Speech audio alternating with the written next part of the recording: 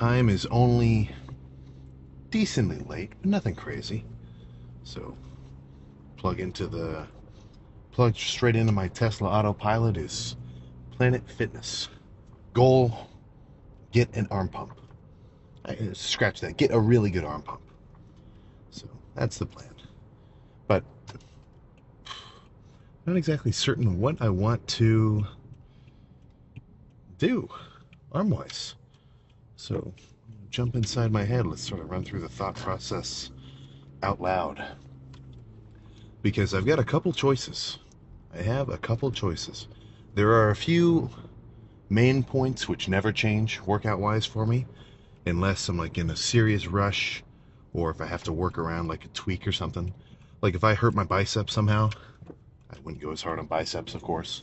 But let's say everything else is working out, all checks are green. It's a go from every department muscularly. Then a few things are going to be the same. I'm still going to do my, 8-ish, maybe 9, maybe 6, maybe around 8-ish. That's probably a good average sets for each body part, triceps and biceps. And I will make sure that those sets are pretty hard. Like no warm-up will count as a real working set. I think all around, well, before I get into talking about the workout, all around, I'm talking the whole freaking planet of lifters, I think there's a lot of fluff work being done. If you do a set where maybe you think, okay, maybe I'll go a little bit heavier, and you stop it at like 6 reps, that was not a set. That was nothing. Now, sure, it does have a marginal, fatiguing effects because you did do a few reps. But when I think of a working set, that means that I'm going all out on that specific muscle. And anything short of that is just a warm-up. Unless, there's one caveat, sometimes the first set of a workout, I'll know I kind of racked it a little early. Sometimes I'll do a set of leg extensions where I know, okay, I probably could have gone a little bit more. I was just being a baby about the burn. But even then, I just kind of consider that a warm-up set.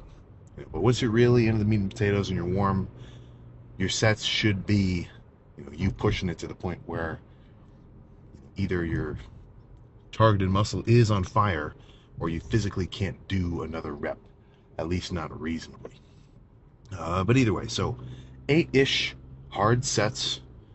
I might sprinkle in a superset or a drop set, like where I do a set of dumbbell curls heavy and then grab dumbbells half the weight and burn out with some more reps. Or maybe go back and forth, do a set of pushdowns immediately into a set of like maybe cable curls by dropping the straight bar handle down at my feet, stuff like that. Those are kind of the things which are bouncing around in my mind. But I think, yeah, so I want to do all triceps first, all biceps first, because you can kind of go back and forth. Arm day is, I think, one of the best days to superset 2 alternating muscle groups with. So I could do a set of pushdowns, wait a second, go do a set of curls.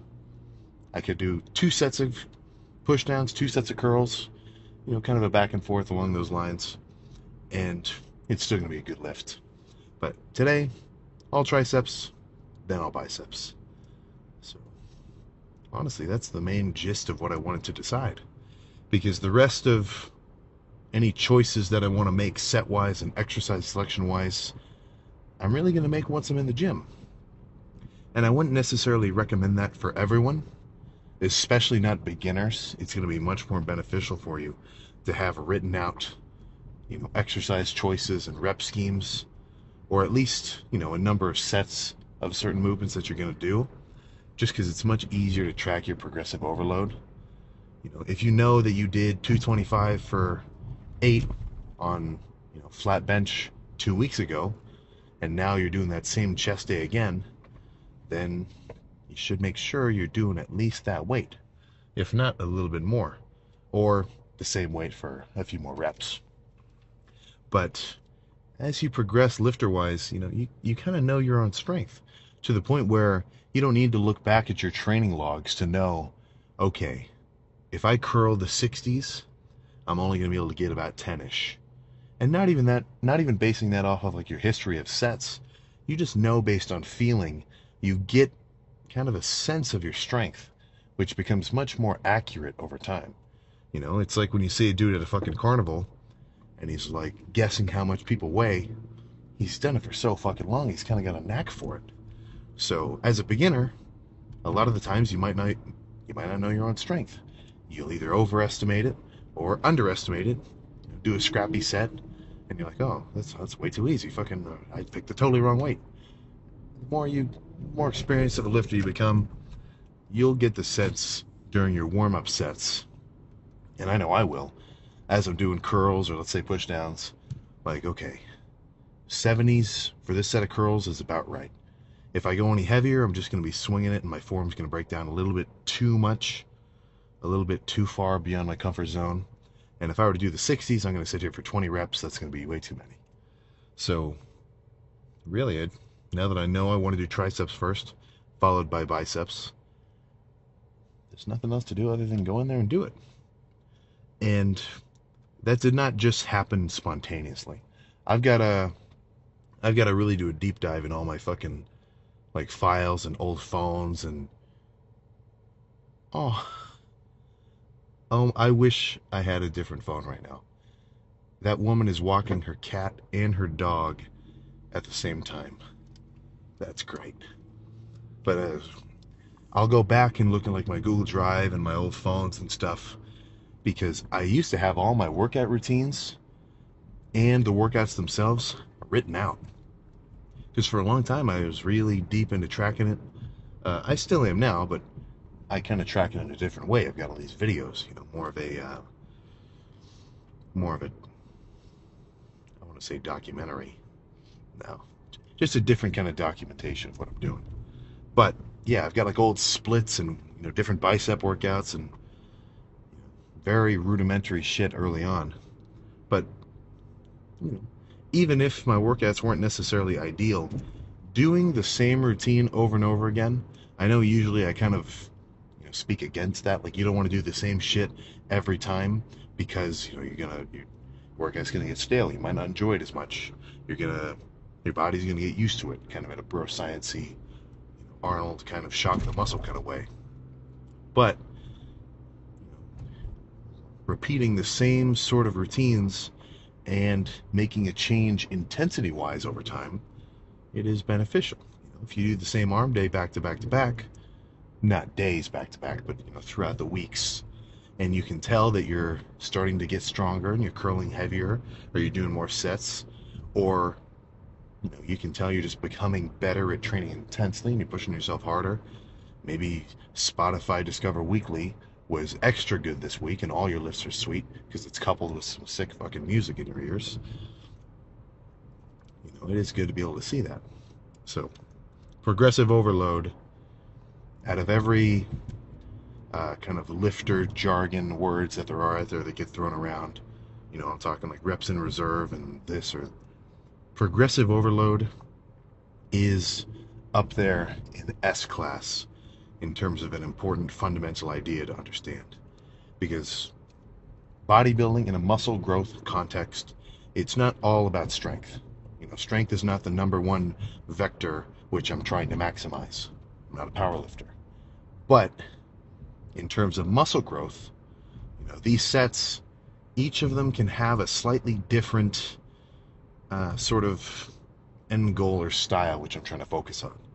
Now, there are sets where I'm going much lighter, very slow, really focusing on squeezing, and the fatigue from doing a set like that, where the weight is manageable, but I'm fighting against the burn and the discomfort of really pushing it, and getting to the point where even though it's lightweight, I can still hardly keep going, either burn induced or just the fact that I can't fucking move the weight anymore. And then on the other side of the spectrum, there's sets where I'm only doing like 8 reps. That's usually about the minimum I like to do, with as much weight as I can possibly do, because I'm trying to put as much tension on the muscle as possible. And then there's kind of an in-between state, I'm talking fascial stretching and just everything else. But those reps which are more tension-based, moving around as much weight as I can. Not in a sense of like, okay, I want to do a 100-pound curl just for the sake of doing the 100. No, I mean doing as much weight as I can physically move around within a reason to put as much tension on my biceps or whatever fucking targeted muscle I'm trying to hit is. I do think that that's a different stimulus. If someone were to train and only do very light weight and that was it, like real light squeezing sets, I don't think that's where it is, man. And that's I mean, that's just from my experience and everything else. But an even mix, I can recommend that your training style have an even amount of heavier sets as well as lighter sets, and say that with pretty much full confidence. But let's get over there a little quicker, get warmed up, and start doing some pushdowns. Or maybe machine dips, you know, who's to say? Let's find out. You guys give me a little bit of flack for saying this sometimes, but the full stack on a pushdown, that is within reason. That is not something that should take years to achieve. At least if you actually go to the gym on a consistent basis and, you know, go hard. I mean, fucking little bro, Mr. Mark Sulik, his ass is repping the stack. He could probably do a little bit of an extra added plate too.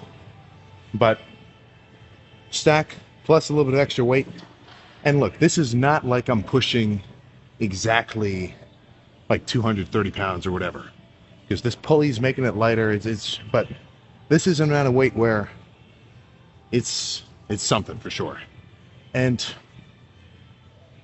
I mean, if you're capable of doing a heavy set, why wouldn't you? You know, it just doesn't make sense to me.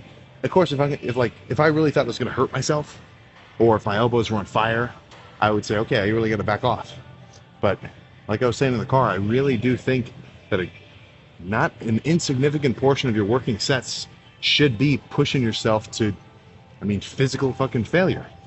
And at least for me, I mean, this is just my preference, increasing the weight and getting down to that lower rep sets, that's easier for me. For me to sit here and try to do just the stack itself to absolute failure, let's just say it would take me fucking forever, because I'd be sitting here just busting out reps, and the fatigue wouldn't build on my triceps until like rep 30, you know? So wherever your strength is at, be it the stack plus 100 pounds or half the stack, I do think you should try to push the envelope weight-wise to, you know, a set where you're actually exerting yourself. Working out isn't just like signaling your muscles, okay, I think you should grow a little bit. You know, it's a fucking stress on your body. And as you get bigger and as you get more developed, you're going to need more intense stresses to induce growth. You know, gains get stingier over time. So your vigor and your fucking effort levels should increase accordingly. But I think a few here, I may end up ditching the 25-pound plate, but still, just some heavy pushdowns. Squeeze them, of course, but you get the gist.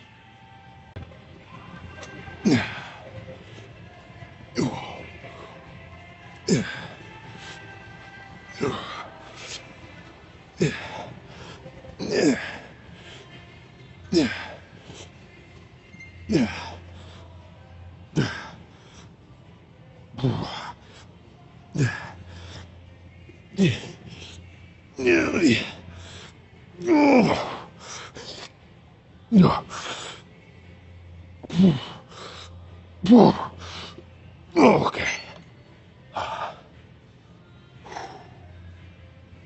One more at the same weight.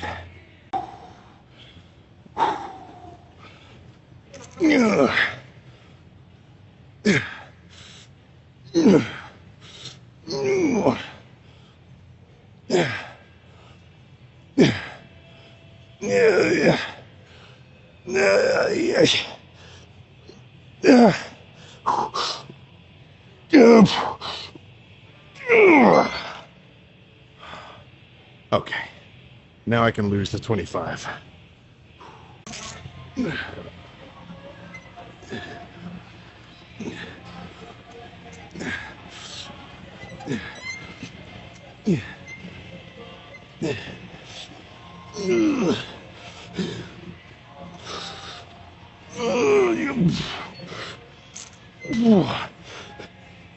Oh, fire. Okay. I think that's enough here. Let's do some machine dips next. That'll be perfect. Pretty much exact same fucking style as those last pushdowns. Dips. Heavy as I can go. Well, I guess I could probably somehow jerry-rig a plate onto here, but I don't think it's very necessary. But this is definitely, in relativity, a little bit lighter. Like this set is a weight that I can manage. So the reps will look a little different. Instead of just kind of, pretty quick, throw it around, get gradually more and more fatigued. With these ones, they will be a little bit, let's just say, nicer. Instead of just busting out reps, I will stop at the bottom, really squeeze, and then come back up. In terms of hand placement, there's pretty much these kind of flat little pads. Whenever I do dips or dip machines like this, if this is my hands here, this is a neutral grip, this is like a parallel grip, I kind of try to turn my hands inward a little bit like this. Maybe not this far, of course, but it just kind of helps me feel like I'm pushing the handle sideways. So I'm using more triceps instead of chest, if you were curious. But let's throw this shit around.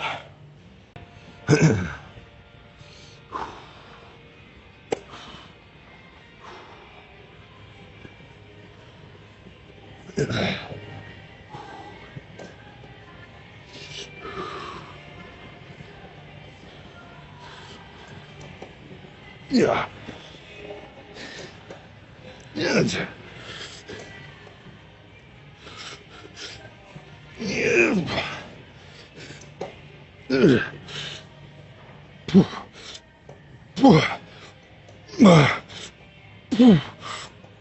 Okay. I can feel it starting to use my chest a little bit at the end. 4 or 5. One more at least.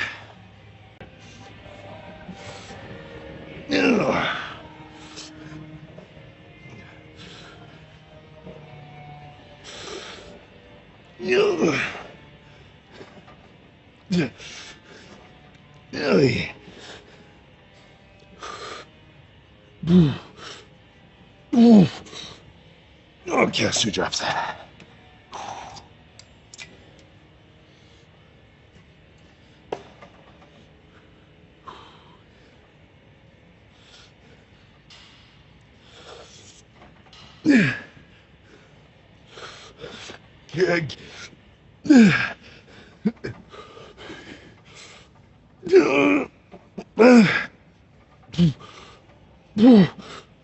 Okay.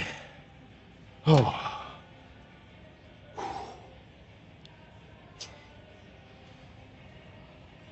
Yeah, one more like that. That was a really good drop set.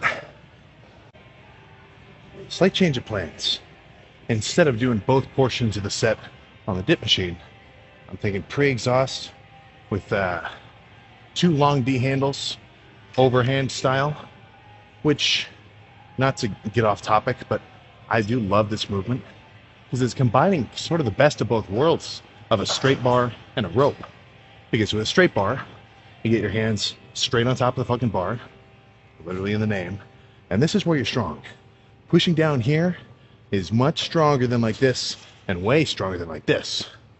So I'm getting that sort of more ideal strength-wise position where I can recruit a ton of my triceps and be able to move a solid amount of weight along with it. But I also get the nature of the rope in that the handles can separate. So when I go down to the bottom, my hands don't have to stay, 6 inches apart the whole way through. I can pull them apart, and look, you can squeeze hard with a straight bar, but you can squeeze crazy hard with 2 D handles. So pre-exhaust here, and then a little bit of dips. We're getting close to the end. Triceps are pretty fucking cooked.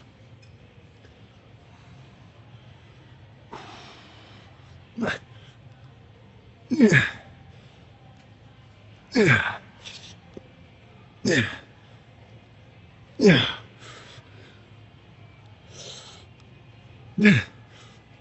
Yeah. Okay.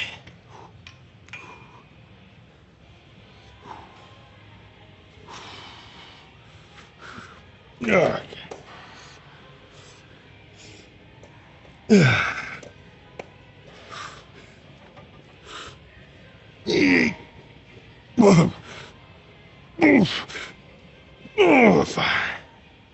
Okay. Oh yeah. Your triceps are nuts already. I know exactly what I want to finish on too. So let's not waste any time and get to it. Finally, a moderately light set instead of really heavy. But I usually do like those at the end. At least things where I can really focus on squeezing. So instead of trying to maximize the work done, in a sense, I'm really trying to fight through the burn. That's kind of that's my antagonist. That's who I'm up against. So decently light, at least relative to what I've been doing. And then kind of cross body, grab one of these. And then like here, which I've always liked as a finisher. So probably 2, maybe just 1. We'll see how this one goes.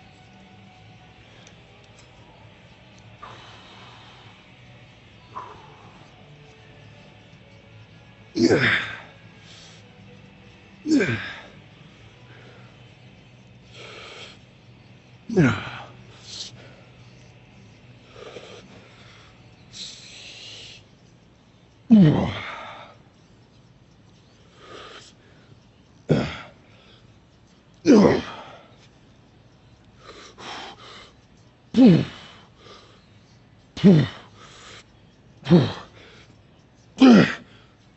Okay. One more, and then curls.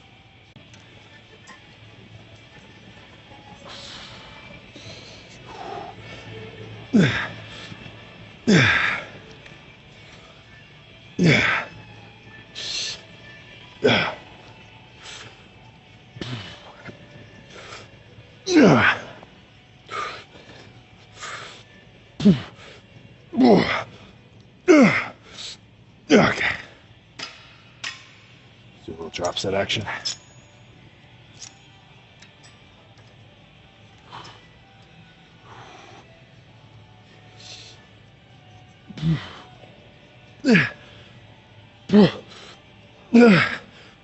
Okay.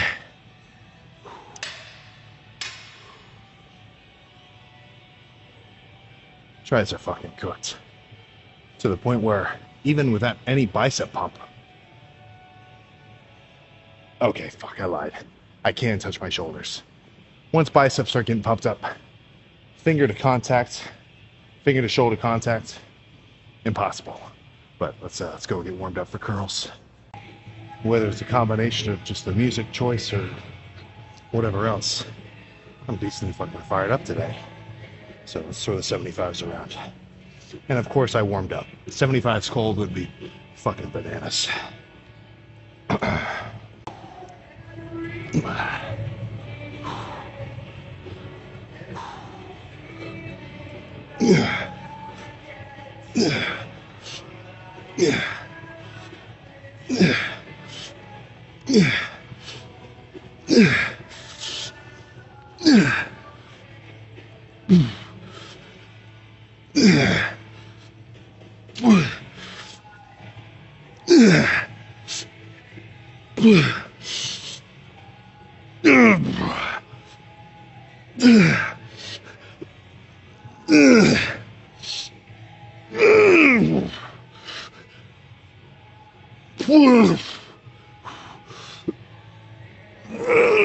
Fucking hell.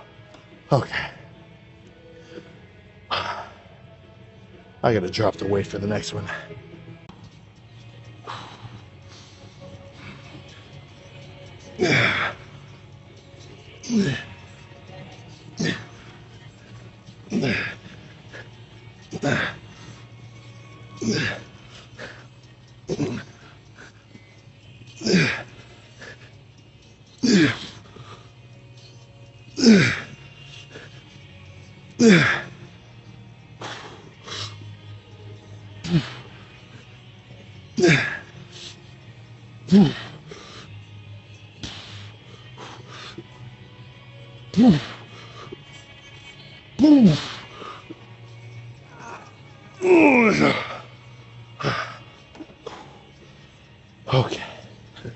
Let's move on.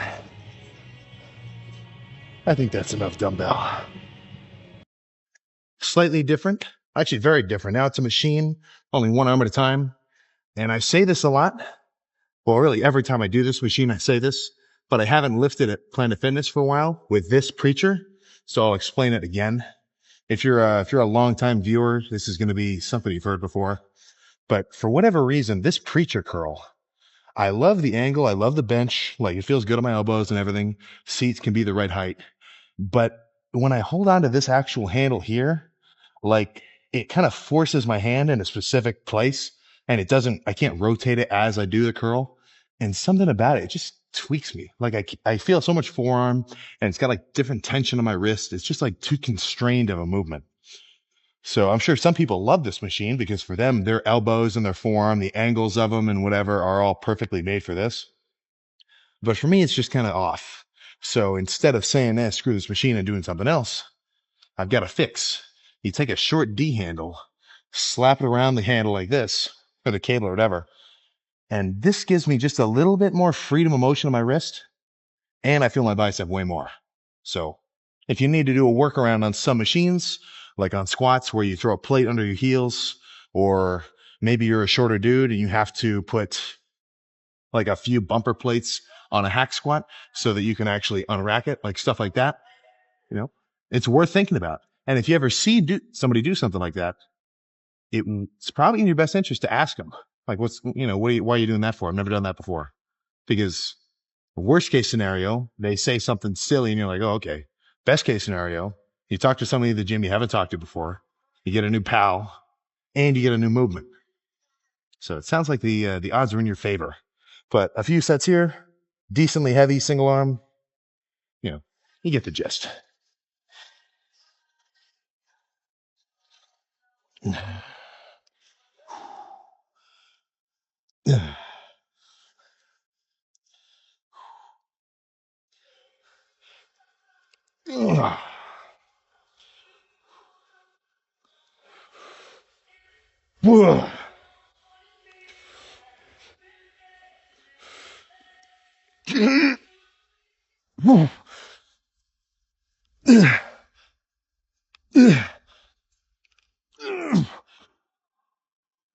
Okay, fine.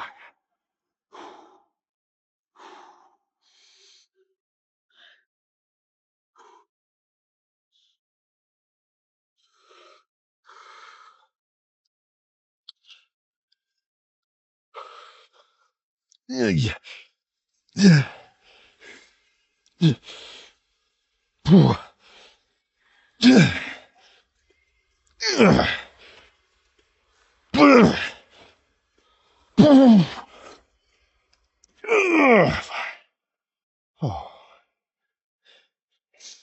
Another benefit, single arm preachers, you can give yourself assistance. But one more, a little lighter too. That might have been pushing it.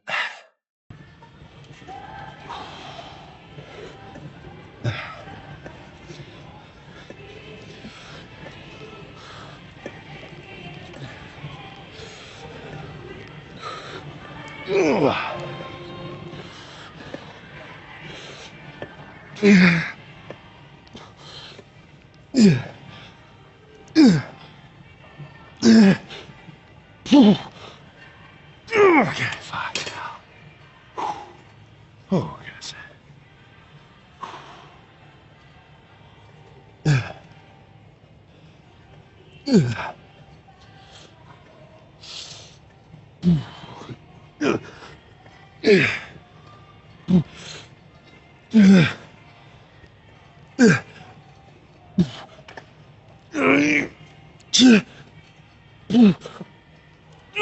Fine. One more just like that. Oh, goodness.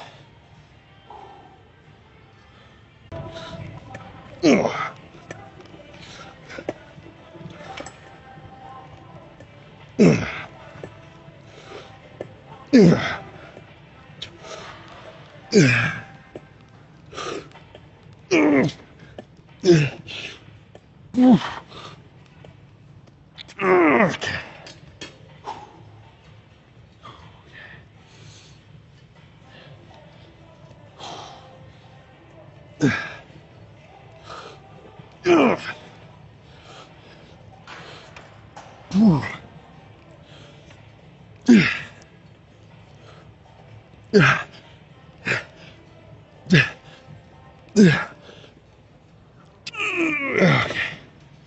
Holy shit. That feels really fucking good. Look, you can do a light squeezing set of curls all you want. But for me, doing a set like that, even if there isn't a massive emphasis on the contraction and holding it, this is getting me fucking pumped. So next,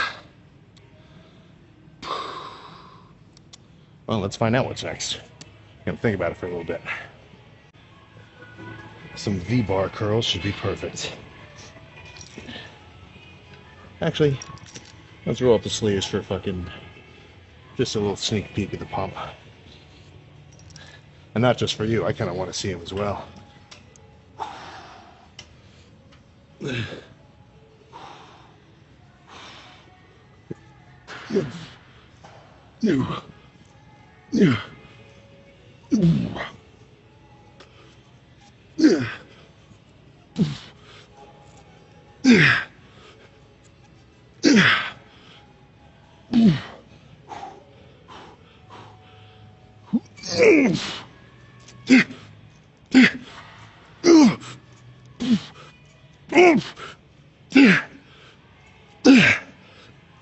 Okay. Oh my gosh. One more. One more. And I'm curious. Because, actually, fuck my music. So, look, I'm well aware. Those last few reps in that set, I was cheating. I was using my body to help swing the weight higher up so I can actually get to the top and then ride it down. Do you really think that makes it a bad fucking set? Because look, from my perspective, and you might not feel what I'm feeling on my biceps, but failure, all biceps first. I mean, you saw that first set of curls. Those first 10 reps, none of this.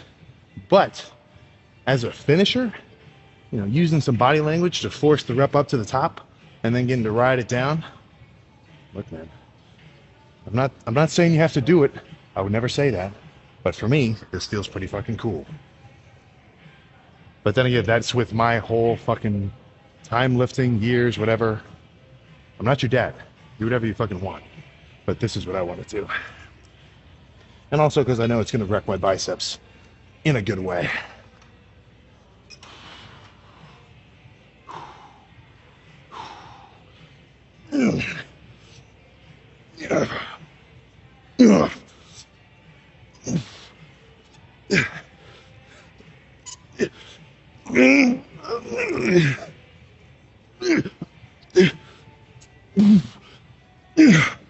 Okay. All right. This time I won't make the form crazy and just do a drop set with the weight.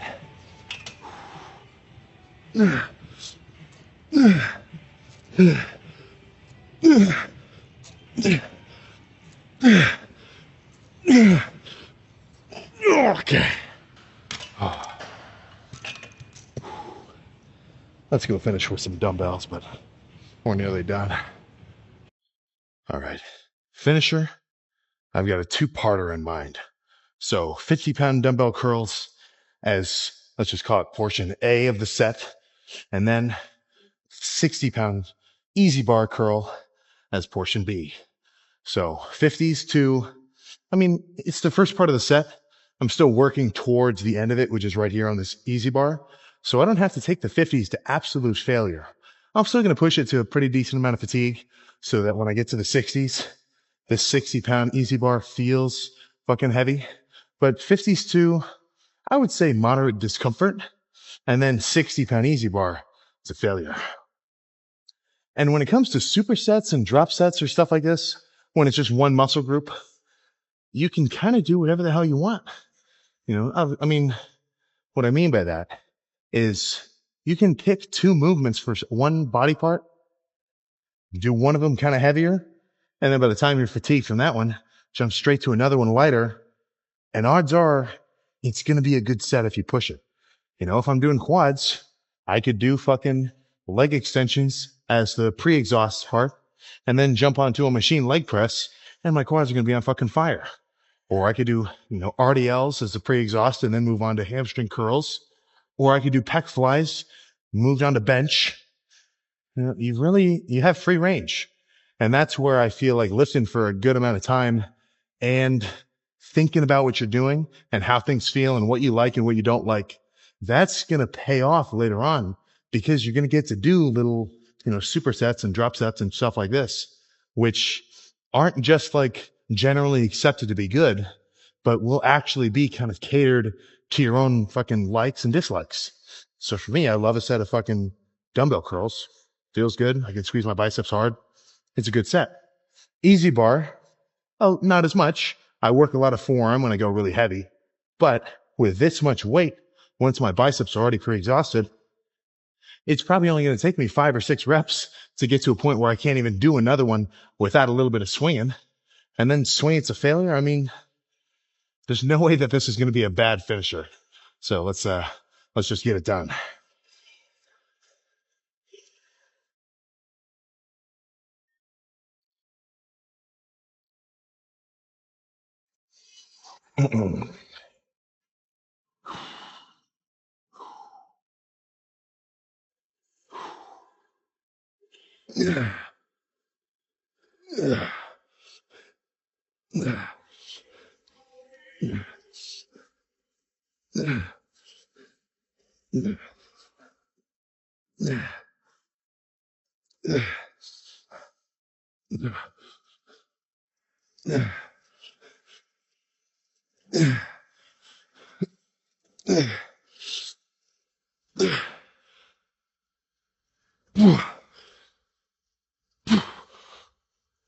Okay.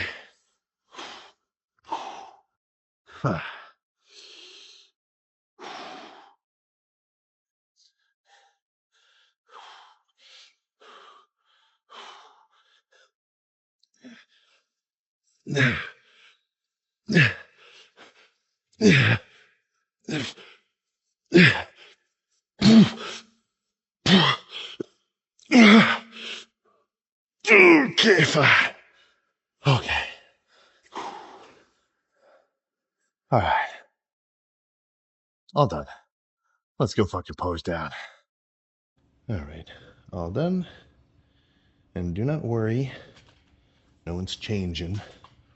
That's kind of up to your own discretion. Of course, if you're going to be in the locker room and you're going to pump down, don't fucking record anybody else. Or at least, no, I can say that with certainty. Don't fucking record anybody. But if the room is empty, I say make use of it. So let's get my white balance correct. Zoom in just a touch further. And there we go. Actually, we can probably get a little freak here exposure-wise. Drop it. Oh, yeah, here we go. So what do you think? What is underneath these sleeves? Is it a pair of pythons? I would hope so.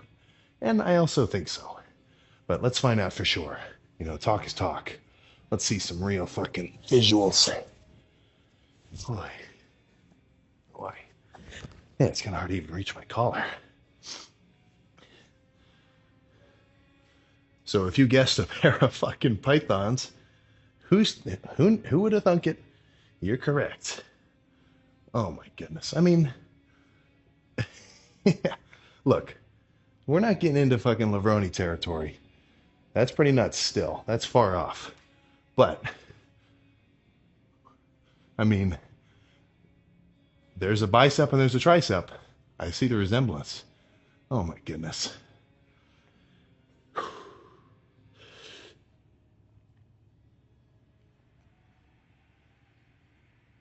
Boy.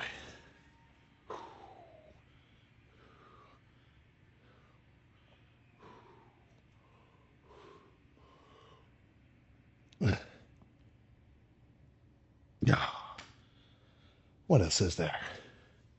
Kind of a sort of a little something like this. There's kind of hereish. This pose gets crazier the leaner I get, because you can start to see some bicep striation in here before it actually becomes the full kind of belly or whatever. But that's a set of arms, the likes of which I can pose down with and say, hoorah. But let's skedaddle. I have developed the unsavory habit of turning my passenger seat floor into a pre-workout bottle receptacle. I've got like 10 empty Gatorade Zeros, which I use as my pre-workout, or I've been using as my little pre-workout jug, drinking on the way to the gym, and then throw it. Oh my goodness, I gotta clean this shit out. But simply just proof that those lifts happened. So, not the worst thing in the world. Definitely kind of not the best look if somebody were to take a peek in here. I'd say it looks like I fucking live in my car. But really good fucking arm day. And I was not joking. When I was talking about, before that set of 60s or 75s or whatever, when I said I was real amped up, that was a good set. Honestly, yeah, that workout was kind of an eye-opener in a sense. Every few months, every so often, and I don't know if anyone else has run into this, but usually it's whenever I have a really good lift and I'm really pushing it. Whenever I have, pretty much just a really good day, lift-wise, that raises the bar in a sense. So I feel like the last few weeks of my lifts have been a little scrappier. Now, of course, it's an arm day, so going hard on an arm day isn't that difficult. Like, going hard on a leg day will require a bit more fucking mental focus and energy because the sets are much more stressful. Arms relatively are a much smaller muscle. My bicep isn't even the size of just one head of my quad. So, definitely a different game with some different body parts. But kind of just the energy, yeah, that's the bar now. So every so often, if you have that sort of moment of realization, like, oh shit, I can push myself harder, and oh, maybe I haven't really been going as hard as I should have, that's not a problem. But that is something which you need to act upon. So now in my mind, I need to make sure that tomorrow's leg day is as good as that arm day or better in terms of intensity, overall lift, pump, everything. And same thing for the chest day after that, the back day after that, and then the next arm day in succession. So over the years, as a beginner, of course, you're not going to be able to train super well. You can train hard, you can train pretty good, but after lifting for 4 years, you're going to be much better at executing your reps, even if the reps are a little sloppier. Like, look, anybody could do a set of those V-bar curls where you're kind of swinging it around. But I was putting a ton of fucking tension into my biceps, and you saw the fucking pump.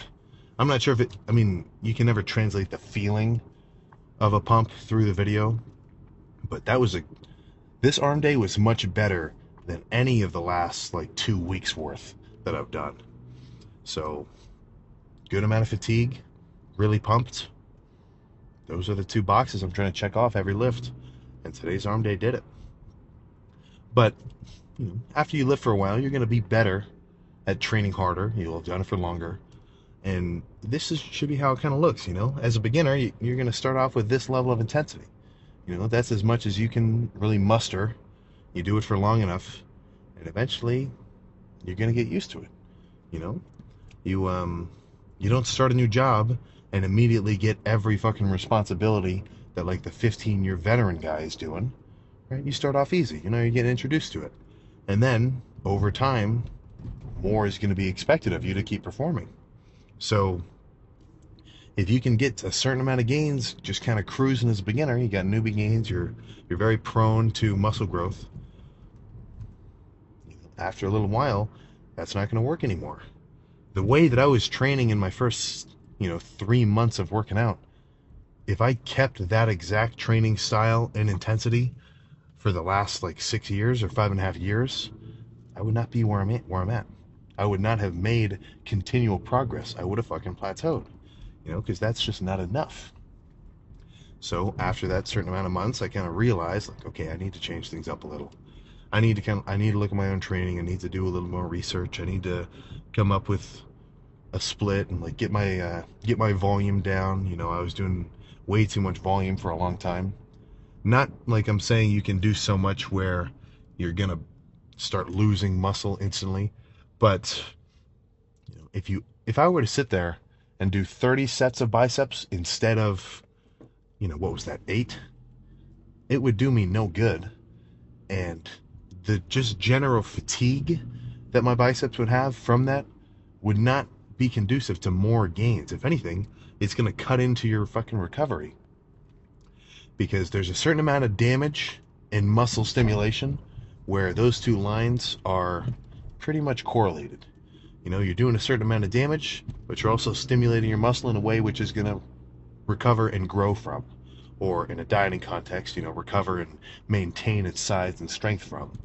So in my mind, by the time I get fully pumped and I feel nice and fatigued, let's say it was 8 sets like today, then these two lines, like one is my finger and one is my thumb, they're going to match.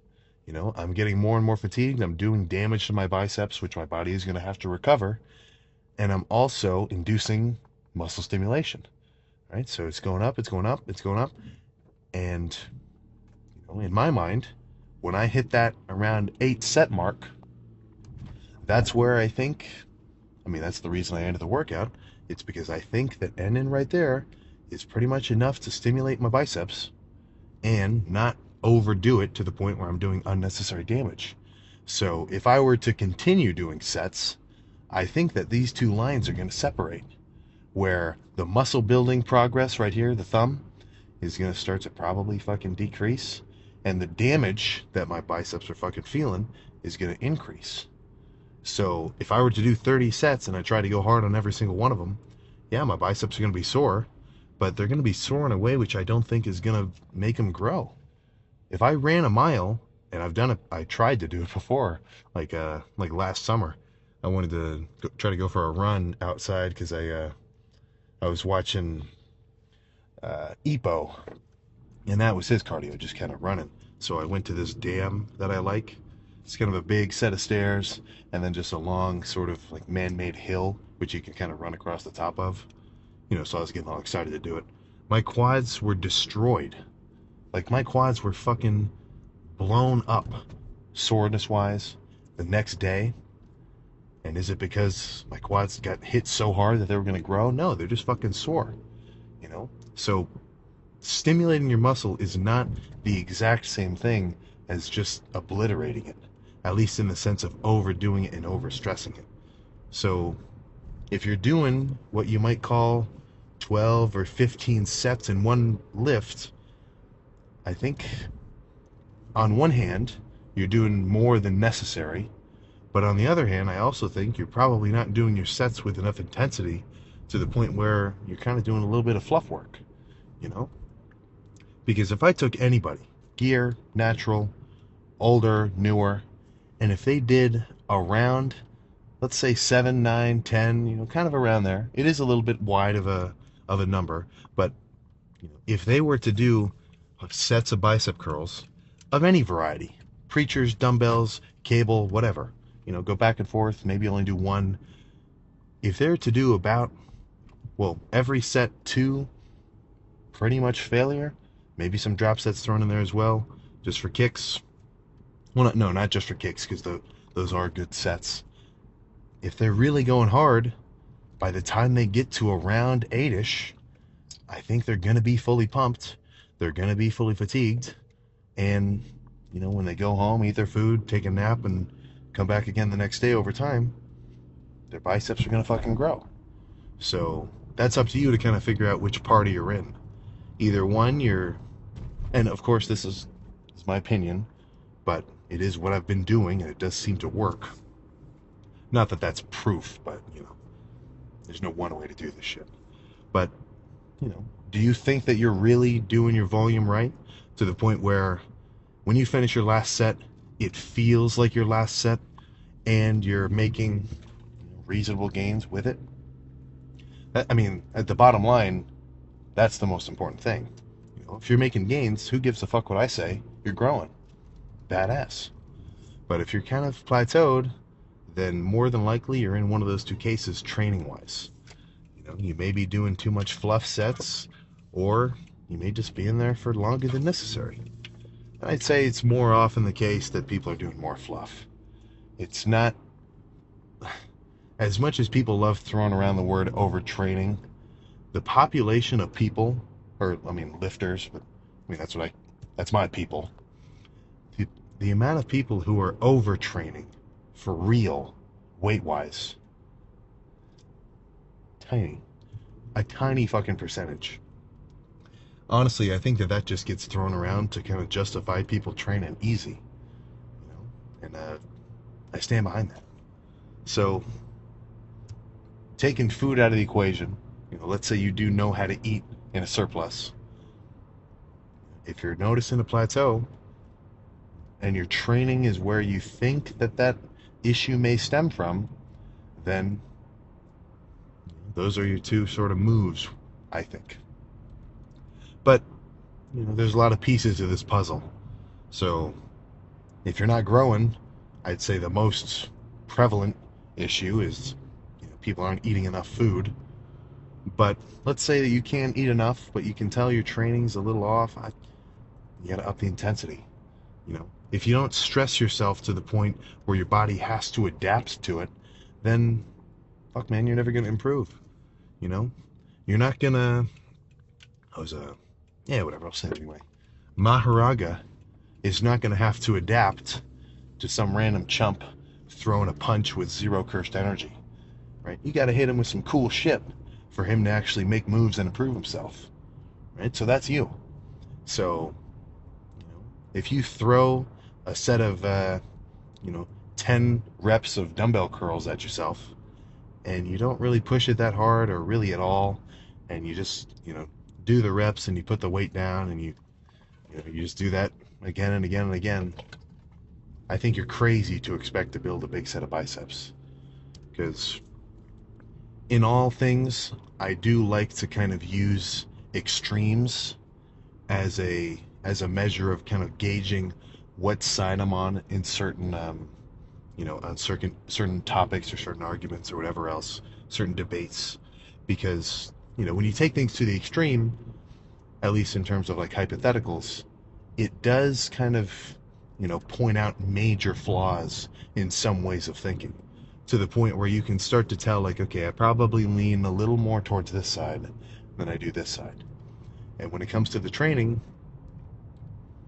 the extremes are shit, baby training, not really going hard at all, just doing what you consider exercise, which has benefits in its own right. If somebody just came into the gym every couple days and, I don't want to say played around, but just kind of did full body, like did a couple sets of leg extensions and then did some pull downs and maybe did some curls, or they just went to the gym and they did whatever, look, they would be more active than somebody who never did any of that at all. That is going to have benefits for them. But if you kind of want to get hyper focused on this and you want to make it something where you're making gains on a consistent basis, and you can tell when you look back at your progress pictures month after month, even, months after month, I'm talking, maybe 3 months chunks or so, you're noticing real differences, then training, just kind of having scrappy training, it's not going to do it for you. So I think pushing it to the point of as much as you're physically even able to recover from, it's going to be better for you. So, and then in my mind, not even thinking about it really specifically or really kind of deeply, who's going to make more gains? The guy who trains soft or the guy who trains hard? Not even getting into volume, not even getting into frequency or whatever else, but if on a consistent basis you have two lifters, they eat the same amount of food, they get the same amount of sleep, they've got the same genetic potential, and one of them trains fucking hard and the other one trains fucking soft, that's not even a question which one is going to get better results. So that's my stance, and I'm putting my foot down, right? Train fucking harder. And I'm not just saying that to you, I'm saying that to me too. All these a lot of the times in these little speeches, unless I'm really trying to say like a tip, like for, beginners or whoever else, because, I mean, you do listen to people who have lifted for a long time, at least to hear their perspective on certain things. But a lot of the time when I say this stuff, especially motivational and about intensity and everything, I'm kind of telling myself this stuff too, because I want to improve as a lifter. I don't think that I'm at my fucking pinnacle of training, not even close. This isn't something that you're just gonna watch a few videos on and after like a year you're gonna be a goddamn 100% expert and know everything there is to know. It's kind of a constantly evolving effort, and I think the more energy you can put into it, the better. It's your body. You get to do the training. You get to see the results. You get to decide what sort of lifts or, diets and sets and everything else that you want to do. And by going through that process, that sort of trial and error, you should, after not too long, develop a reasonably fucking strong understanding of your own potential for fucking gains. And in that sense, nobody else is going to know any better than you. But that kind of requires that you actually do put a decent amount of effort into it over time for yourself. So that's all I'm trying to say there, right? The harder you go, the further you'll go. No. Oh, I get. Yeah. Don't quote that. It sounds kind of silly saying the word go twice in one sentence. But you know what I'm saying. So that's all I gotta say, lifting hype wise. But plan now is to go home and I'll probably do a breakfast for dinner type situation. Have some eggs and toast and tuck myself into a nice cool bed. I didn't turn my AC on today, and it was hot compared to a few days ago. So the first floor of my house is fucking warm, but the basement, nice and cool. Nice and freaking cool. So tomorrow's leg day.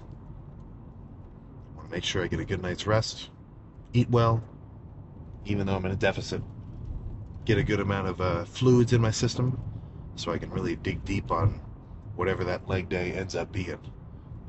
Squats, leg extensions, hamstring curls, maybe some RDLs, to be determined. But I say this with a pretty solid fucking degree of certainty. Nothing short of a lightning strike, being smited, is going to stop me from getting a crazy ass quad pump tomorrow. So I will see you then.